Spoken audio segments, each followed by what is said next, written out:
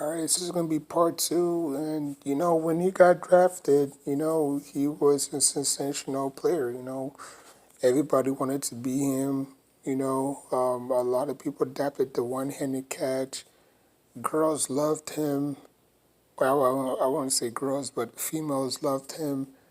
He was everywhere, he was living a life of a rock star and not focusing on what he needed to focus on because he was just so ultra talented that he didn't really have to lay a finger.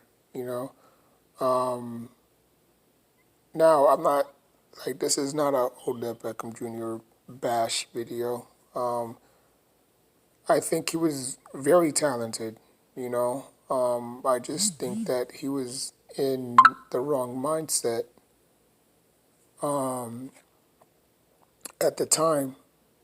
I mean, not really the wrong mindset, but I just think that he was on the wrong side of the fence and not focusing on what he needed to focus on. I think he was just partying a lot and, all these obviously other pictures with Drake and him hanging out with different celebrities and obviously that one-handed catch and how he had to live up to that, which was nonsense because, I could pull up 1,000 one-handed catches in college and in the NFL, and they didn't really have to live up to those catches as well. So I just think that it's because if who he was at the time, a lot of people took shots at him.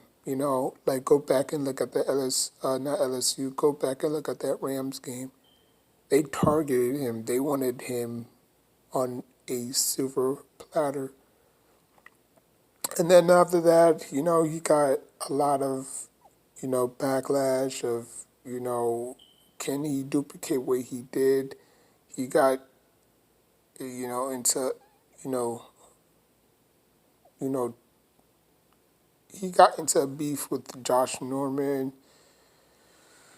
I mean, he was just doing things that you don't expect a wide receiver to do. And, I'm not saying that he's a bad guy or whatever, but he was just in the wrong mindset. He didn't have a veteran presence to just, pull him aside and say, yo, Odell, this and that. Yeah, he had Tom Coughlin, but Tom Coughlin could only do so much. Victor Cruz, I probably put the blame on him because he knows better. He's a vet. He should have just, say, yo, Odell, maybe you should calm down a little bit and just focus on this and that and the third. But,